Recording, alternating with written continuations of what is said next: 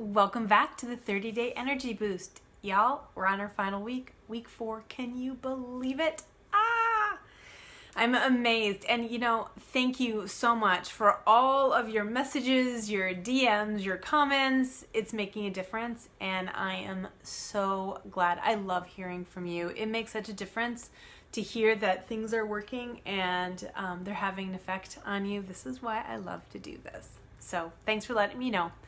So this week we are going to talk about attitude. Now, one thing I want to say too, before we step into attitude, now that we've done all that we've done, and I encourage you over the 3-day challenge for each week to incorporate one thing. And everyone, responded, gosh, not everyone, many people said, I can't wait to apply the other 3. And yes, eventually, but let me first suggest where you begin is one tip from each week. The reason for that is, I don't know if you noticed, but we're working on all levels here. So the first week we talked about better quality sleep. Then we talked about what we put in our mouth for nutrition. Then we talked about moving the body, handling stress. Today we're going to talk about our heart and mind for our attitude, our mood, and how it affects our energy levels. We want to actually work on energy levels on all of those levels, if you will. So pick one thing out of every week before you begin to incorporate all the things. You have your workbook. There's a reason I gave you the workbook. And if you haven't gotten it, you can still grab it at lauraerdmanluntz.com/energy. You can still grab it there, totally, although I will tell you the follow-up emails will be a little weird at this point since we're at the end, but that's okay. Just ignore those and enjoy your workbook because you can write them all down. And what I do when I'm working on something like this is I will actually write into my calendar. So I'll say, I'm going to incorporate one for a couple of weeks. Then I'm going to incorporate one more for a couple of weeks because these are all habits that we want to incorporate. It's not like I'll do it for the 28-day or 30-day energy boost, then I'm done, I'm out, I don't have to do it anymore. No, these are things you want to test out, see how they work for you, and possibly incorporate them forever. In fact, most likely incorporate them forever. So what I'll do is I'll say, okay, I'm actually going to put in my calendar in 2 weeks, May whatever, can you believe it's going to be May, I'm going to begin to work on whatever it is, that second thing under nutrition that I was really interested in, whatever it is, write it down in your calendar. So that helps remind you to begin to add it. Otherwise, it will just become another program that you put on the shelf that you never look at. You don't want that to happen. I want you to begin to experience more and more and more energy. You need energy in order to live your extraordinary life, because stepping into your extraordinary life, that life that you really want, is going to take overcoming inertia of the life you're already leading. Okay? I know you've experienced that inertia when you try and exercise and you do it for 2 weeks and then you fall back, or you change your diet and you fall back. It's so easy to fall back into the old way of doing it. And I don't want you to do that. Okay? So you need the energy. This is the best place to begin with building your extraordinary life. Give yourself the energy, the oomph that you need in order to take those next steps. Okay? That said, let's step into this week's topic. Attitude. Probably isn't a big surprise to say that people who report experiencing joy at least occasionally also report experiencing more energy than people who are depressed. Okay, does it kind of make sense, right? You see people who are joyful, they just have more energy than you see people who are depressed. And we've all experienced both sides of the spectrum, right? You've gone through those times in your life when you're not feeling as good and it's hard to get out of bed sometimes because you're just so exhausted. Absolutely. Now, we want to work on uplifting our mood, and it's so easy to feel like our mood is out of our control, but it really isn't, and there are so many things you can do to shift it. I've actually heard from 2 people who already have said, just on the things that I've been doing, that we've been doing so far in the first 3 weeks, my attitude is better. I'm feeling better. When we feel this energy from this genuine energy from being foundationally, healthy, and sleeping better and moving our body and handling stress and all that stuff, we start to feel better too. You just start to feel uplifted for sure. This week we're going to look at 4 ways to uplift that mood even more. Now remember, you're going to pick one to work on. So here we go. we are going to do, tip number 1 is gratitude, a practice of gratitude. No brainer? Maybe. Here's the thing. It is so easy for us to get fixated on that challenge in our life that's really hard for us. So maybe you're in a job that makes you really unhappy, or you're in a financial situation that's really hard, or your relationship is really hard, or your health or your weight. And it's so easy to get stuck in this rut of just thinking about that and being frustrated with that, whatever that is for you. And what we want to do is realize that while something like, a little slice of the pie of our life is really hard, there's a whole other part of our life that's really great. And when we start to put attention on those areas, you start to feel better. It feels better to look at those areas and be like, thank you. Gosh, yeah, thank you. That's right. Even though my financial situation isn't great, my husband is. My family life is amazing. I'm so grateful I have a house to live in, and really that keeps me warm in the winter and cool in the summer, and a car I can drive, etc., etc.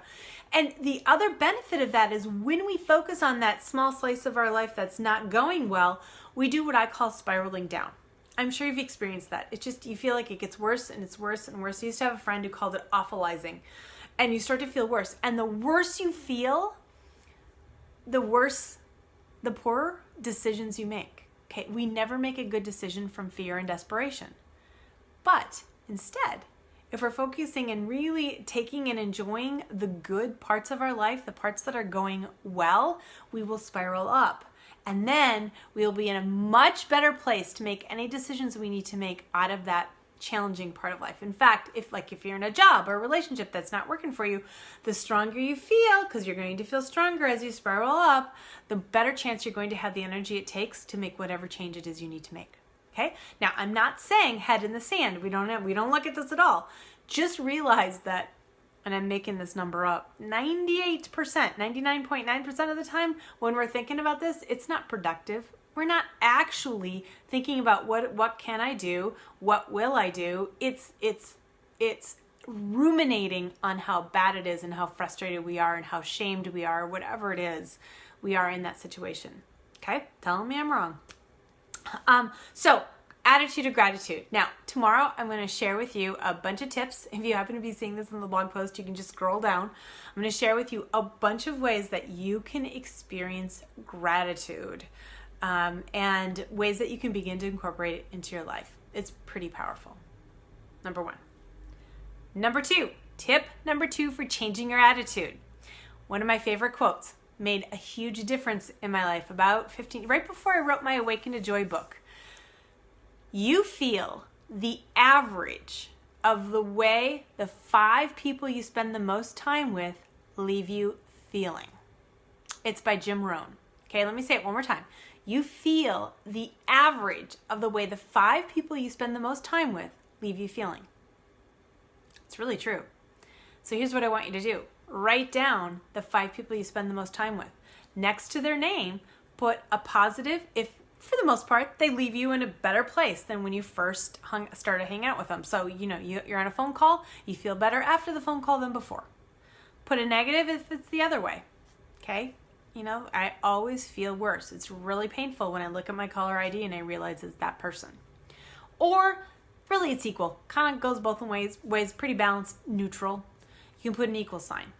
I want you to be really honest. This is not a piece of paper you want anyone to find. You're going to shred it and get rid of it. But look at that. Okay, you want at least 3, if not 5, to have plus signs next to them. You feel the average of the way those 5 people leave you feeling. Are they leaving you feeling positive? Now, I am not necessarily saying you're going to cut people out of your life, although you may want to. This can be eye-opening. And I know people say, wow, you know what? I've had the idea that this had to come. I needed to break up with this friend. This was eye-opening. It's time. Others, you know what? This is my grandmother. I'm not going to break up with her. But I can limit the amount of time I spend with her. And I can work on controlling the situation. So controlling the conversation to keep it within safe parameters so that we can get along, whatever it is. And specifically set up the intention to spend more time with those plus signs. Okay, and that would be your assignment. I want you to set up an appointment, a date, a phone call, whatever it is, with one of those people that has a plus sign next to their name. Now, there's a corollary to this. What residual do you leave? Are you a positive or are you a negative? This can be really hard to look at. And I will tell you, when I first learned this, back when I was writing my Awaken to Joy book, I realized I was a negative. And I was shocked because I've always seen myself as a positive. And when I really looked at it and I really thought about the conversations I had with friends, I was getting together with friends and I was whining and complaining. And pretty much every time, it was shocking. Now, I was with friends who also whined and complained. So that was sort of my community, if you will. So it worked out pretty well. But I needed to change things. And the positive person who sits before you right now, it has been a work in progress. And I'm still working on it. I know when I tell this to people, they tend to be shocked, but absolutely, I had to work on seeing the silver lining in every cloud, because I swear I could find every cloud in any silver lining. I was always looking for the cloud, and because that made me feel better, because I was a negative person. So I want you to look at that and look really closely at that. If you want, again, it's up to you what you choose, but it's really interesting. Everybody leaves a residual. When you leave a room, you leave a wake. You know, like a boat leaves a wake behind it. Are you leaving a positive wake or a negative one? Now, that doesn't mean you have to be positive all the time. We all have days, and we all have days when we need a friend who will listen to us. Totally different. I am talking about the majority of time you're positive, okay? You also might have a time in your life. You might have a whole period of time where you just are struggling, and that's different again. Okay? It's just in general, you look for that silver lining. All right, that is number 2. Number 3, this one is really, really fun. And if you happen to be doing this with me live, you're definitely going to want to show up on Thursday because I have a giveaway, really amazing giveaway. It's going to go along with Thursday. Thursday is an exercise that my own life coach gave me years ago when I realized that I was dreading every phone call and every email because I thought it would be bad news. Now, this was back in my negative days, but I would hear the notification that I was getting an email and my stomach would drop. I'd get a phone call and my stomach would drop. And at the time, I actually owned a yoga studio with my husband. And so it was at our work.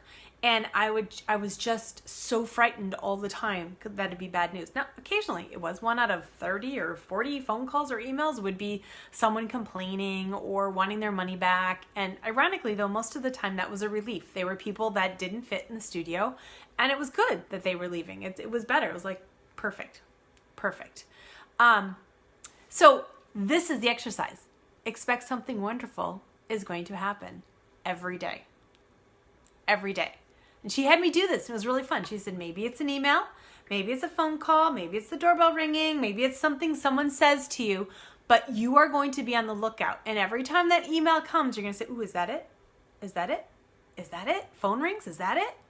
And I'm telling you, I loved it. And I have to say, this is the one I'm going to incorporate this week or over the weekend for the 3-day challenge, because it was such a huge shift for me. Huge. And I realize I've fallen away from it. I don't actually dread my emails, but I also don't go, ooh, could that be it? Could that be it? And I'm telling you, something happened every single day. And it was really fun to look back through my day and say, what was my something wonderful? If I didn't notice it in the moment.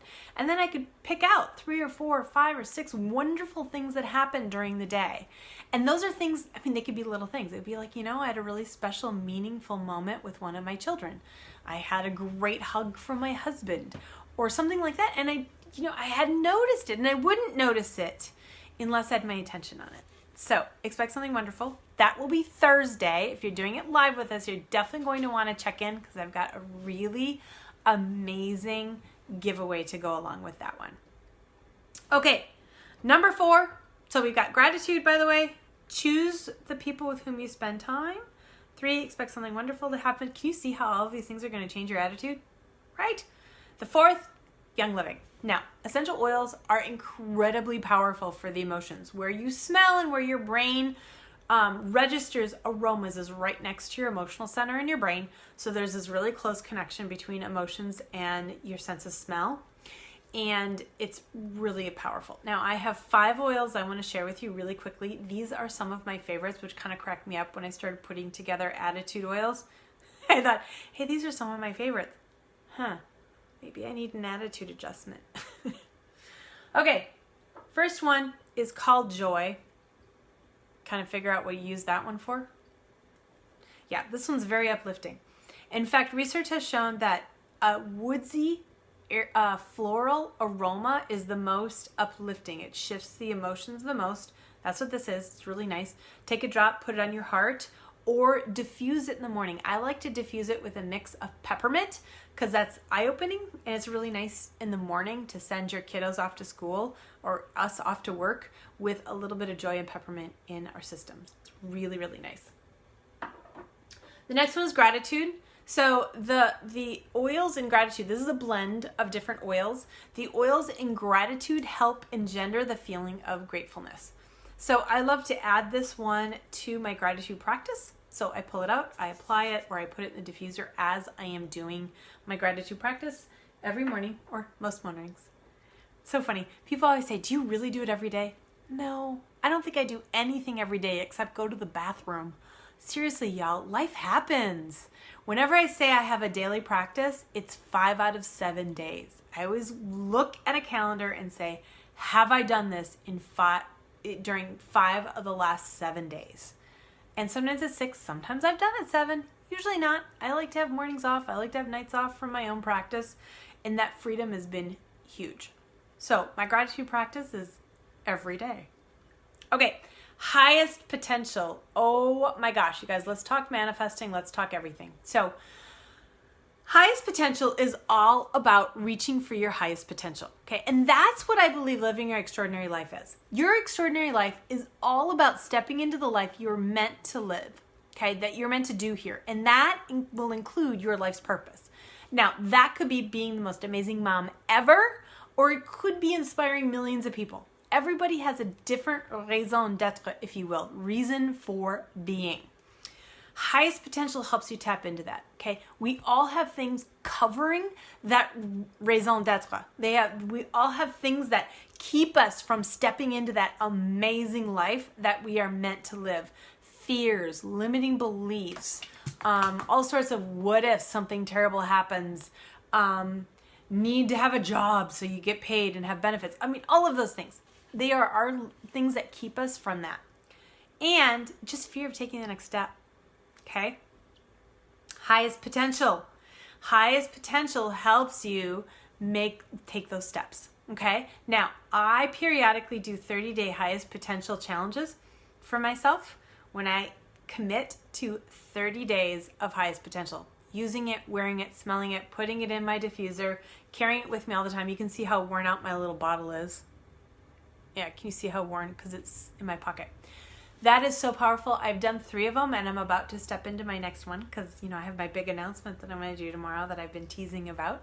And, yeah, it's time because that big announcement's going to be big, and I need to step into the next level of my own highest potential. So this one is really amazing. Okay, the next one is Into the Future. This one is also one of my very favorites. I know, I told you, they're my very favorites. This is why I love Into the Future. Into the Future taps into my life coaching heart, okay? Into the Future helps you envision a different day. Stick with me. When I ask people, can you imagine your dream being here, whatever it is that you really want, can you imagine being in it fully in 5 years? Almost across the board, I get, absolutely, I can do that. In 5 years, I'll be there. 3 years? Yeah, probably. 1 year? 6 months? Probably not. 6 weeks? Definitely not. And the reason for that is as we get into shorter time, it starts to get real. The rubber hits the road. In order for it to happen in 6 weeks, or at least be on the way, it means eventually you need to have a today that's different than yesterday. If you want to run a marathon in a year, eventually you got to start running. If you want to write a book, eventually you actually have to write the book. You have to start. You have to open a document on your computer. And it's really hard for us to get through the inertia of where we are. So today, pretty much you think is going to be like yesterday. And tomorrow is going to be like today. Really, you're going to do the same things. You're going to feel the same, your day the same way. You're going to wake up, go to work, come home, eat dinner, go to sleep, wake up, go to work, come home, eat dinner, go to sleep. It's pretty much the same. You know, making shifts in habits can be tricky. And really, it's because our brain is also stuck on the status quo. Breaks the status quo. Wrap your head around this mixture. A little bit of both. Holy cow. And that's what I do. When I do my highest potential challenge, I always add a little into the future. We might have to do that together. That would be fun. I'll send you a roll-on. We'll do that together. Let me know if you want to. Maybe that'll be the thing we start. That's a possibility on my new adventure, which I'm going to have to share with you tomorrow. All right, my last one, envision. Okay, so envision helps you open up your mind to the possibility of something bigger. Do you think that might change your attitude? One of the reasons our attitude is where it is because we feel stuck. Okay? We feel like nothing's going to change ever. Right? Maybe these two together? Amazing. Incredibly powerful. Okay, guys. I hope this helps. We were going to be going over these all week. If you're doing this on the blog, just scroll down. You'll be able to read all of them. I encourage you, if you're doing this on the blog, to definitely take a 3-day challenge for yourself. Everyone watching, of course, we will be doing it live. We will be doing it Friday, Saturday, and Sunday. It's our final challenge, which is so exciting. And I'm really excited to hear how everything goes. So definitely post below, comment below, or personal message me, or comment on the blog, wherever it is you're seeing this, and let me know how it's going. Thanks for joining me, guys. I really hope this helps give you the energy to ignite your life, to step into your extraordinary life, that life that's deeply fulfilling, full of purpose, and joyful for you, whatever that might be, because you know what? You deserve it. You deserve amazing. You deserve all of it. Everything that you want. I know it. I absolutely know it. So thanks for joining me, guys. Have a spectacular day. Let me know if you have questions, and let's change our attitudes this week.